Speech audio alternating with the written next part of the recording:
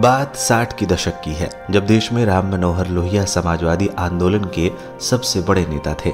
देश के कई हिस्सों में, खासकर दिल्ली की गद्दी तक पहुंचने वाले राज्य उत्तर प्रदेश के कई शहरों में लोग समाजवादी बन रैलियां निकाल रहे थे।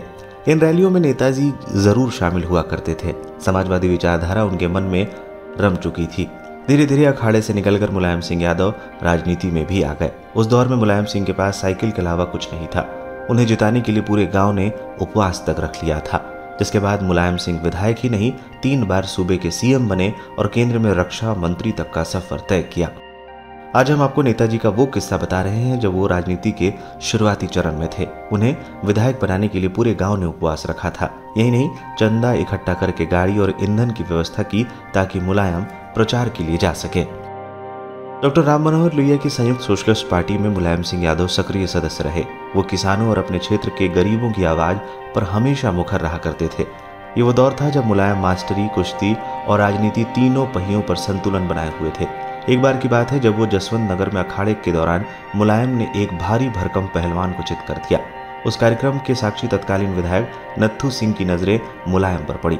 उस घटना के बाद मुलायम की राजनीति में नया उदय हुआ। नत्थू सिंह ने मुलायम को अपना शागिर्द बना लिया। इस बीच मुलायम सिंह इटावा से बीए की पढ़ाई करके टीचिंग कोर्स के लिए शिकोहाबाद चले गए। बात 1965 की है। उनकी करहल की जैन इंटर कॉलेज में मास्टरी की नौकरी लग गई।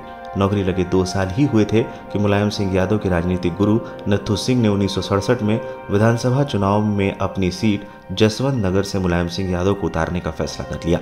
उन्होंने राम मनोहर लोहिया से मुलायम के नाम की वकालत की और फिर नाम पर औपचारिक मुहर भी लग गई। नत्थू सिंह ने खुद के लिए करहल सीट चुनी थी।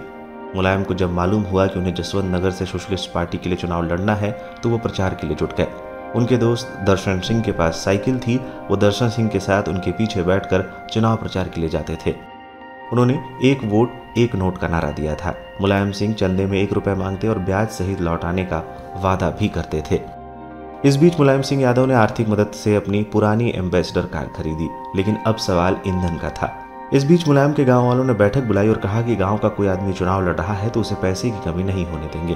गांव के लोगों ने फैसला किया कि हफ्ते में 1 दिन 1 वक्त का भोजन करेंगे। उन पैसों की बचत करके कार के लिए ईंधन के पैसे जुटाए गए।